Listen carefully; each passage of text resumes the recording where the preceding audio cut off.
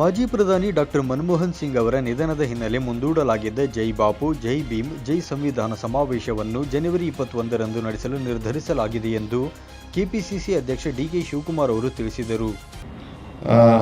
ಒಂದು ದೊಡ್ಡ ಸಭೆಯನ್ನು ಕಾರ್ಯಕ್ರಮವನ್ನು ರೂಪಿಸಿದ್ದು ಜೈ ಬಾಪು ಜೈ ಭೀಮ್ ಜೈ ಸಂವಿಧಾನ.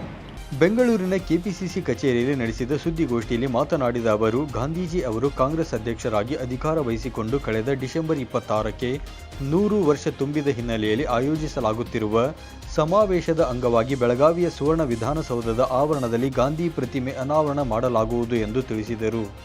ಜೈ ಬಾಪು ಜೈ ಭೀಮ್ ಜೈ ಸಂವಿಧಾನ ಈ ಕಾರ್ಯಕ್ರಮವನ್ನು ಈಗಾಗಲೇ ನಮ್ಮ ಎಐಸಿಸಿ ವತಿಯಿಂದ, ಅದು ಕೆಪಿಸಿಸಿ ಕಾರ್ಯಕ್ರಮ ಅಲ್ಲ, ಅದು ಎಐಸಿಸಿಯ ಕಾರ್ಯಕ್ರಮ. ಸೊ ಎಐಸಿಸಿಯವರು ಘೋಷಣೆ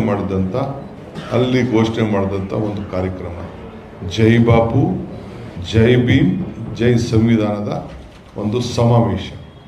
ಅದನ್ನು ಮತ್ತೆ ಅದೇ ಸಂದರ್ಭದಲ್ಲಿ 12 ಗಂಟೆಗೆ ಅದನ್ನು ಕಾರ್ಯಕ್ರಮವನ್ನು ಏರ್ಪಾಡು ಮಾಡ್ತಾ ಇದ್ದೇವೆ. ಇನ್ನು ಎಐಸಿಸಿ ಅಧ್ಯಕ್ಷ ಮಲ್ಲಿಕಾರ್ಜುನ್ ಖರ್ಗೆ, ರಾಹುಲ್ ಗಾಂಧಿ ಮತ್ತು ಪಕ್ಷದ ಪ್ರಧಾನ ಕಾರ್ಯದರ್ಶಿಗಳ ಜತೆಗೆ ಚರ್ಚಿಸಿ 21ರಂದು ಈ ಕಾರ್ಯಕ್ರಮ ನಡೆಸಲು ತೀರ್ಮಾನಿಸಲಾಗಿದೆ ಎಂದು ತಿಳಿಸಿದರು.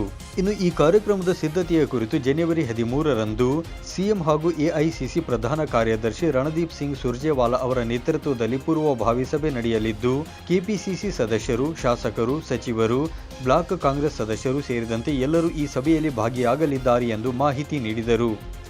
9 ಲೈವ್ ನ್ಯೂಸ್ ಬೆಂಗಳೂರು.